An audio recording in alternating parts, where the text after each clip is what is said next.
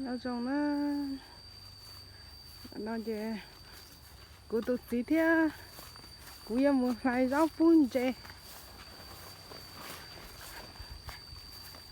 đợi với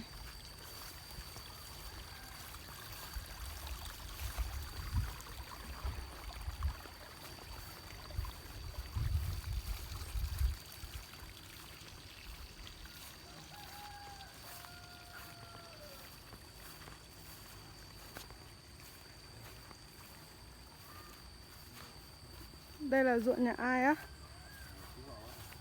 Hả?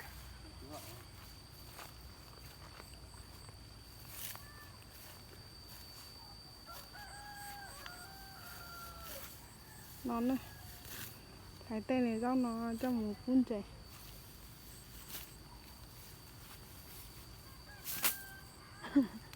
Nhìn cái mặt. Để potter nó này, để chấm lò nó này. Liên là mà rau cha. Đi xa thế.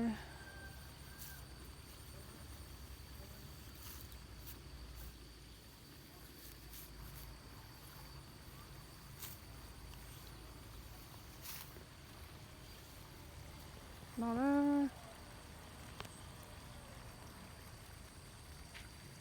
lon nào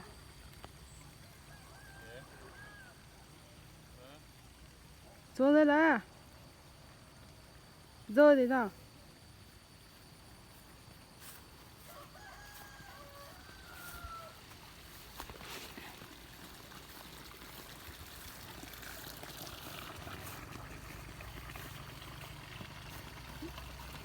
Nữa bé đây.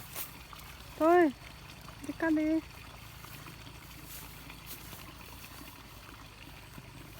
Tiền thế làm cỏ cho người ta luôn.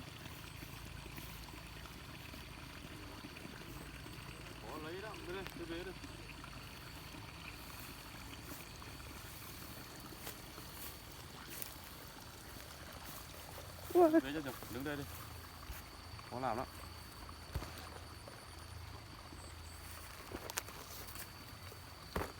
Ừ. Cái đó có phải lá dâu không? Kia ở dưới đấy là ao à?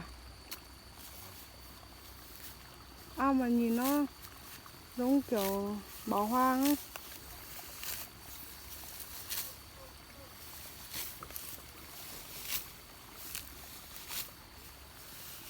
Nó cũng ăn cả mấy cái đấy á.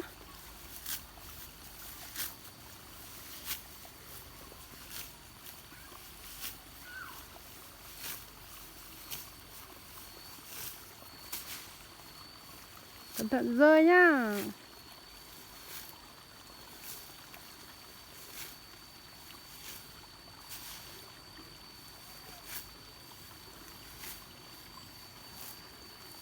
Ôi, có xe cha đi á, yếu lo nào.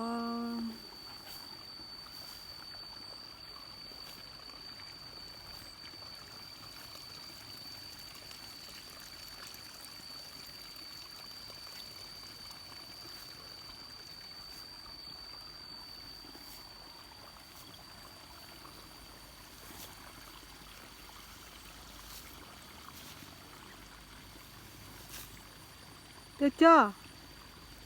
Phải cắt đây này.